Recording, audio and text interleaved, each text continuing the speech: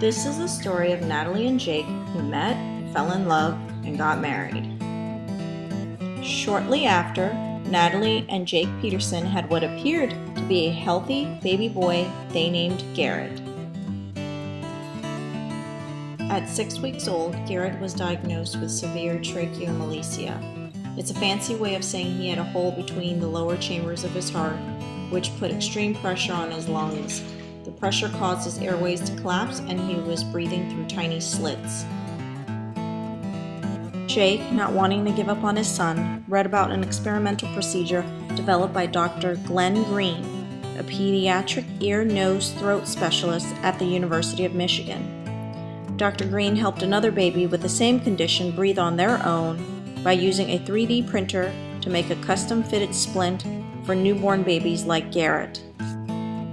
This procedure uses a 3D printer to make a splint from biopolymer that would be an exact fit for Garrett's lungs, and it can be made within days. It would then be sewn around his lungs to expand his airways.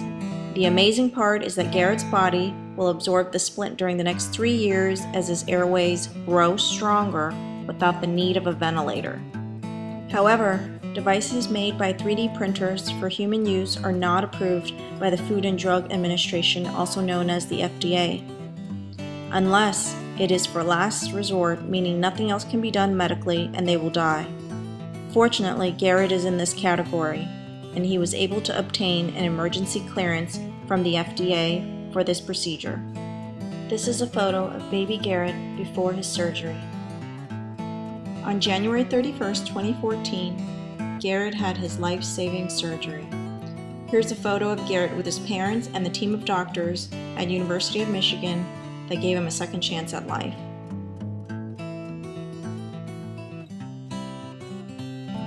In the future, 3D printers will impact many aspects of our lives, from giving self-esteem back to someone who lost part of their face to cancer, fighting in wars, or even a car accident. It will give a boy born without fingers a chance to throw a ball, or a knee replacement surgery for a dog to run again. In 1844, Samuel Morse sent the first telegraph message from Baltimore to the Capitol building in D.C. His telegraph was, "What hath God wrought?" meaning the glory belonged to God for the world-changing discovery made by man. And 180 years later, we are printing life-saving body parts.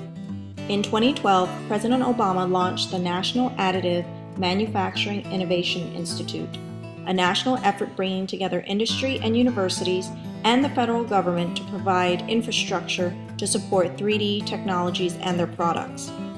At their laboratory for solid mechanics, they're investigating how different printing techniques and processes affect the strength and durability of the materials used in medical devices.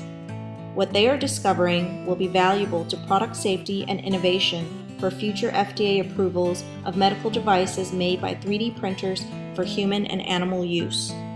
Thank you for watching the OEMZ production of 3D printers in medical use.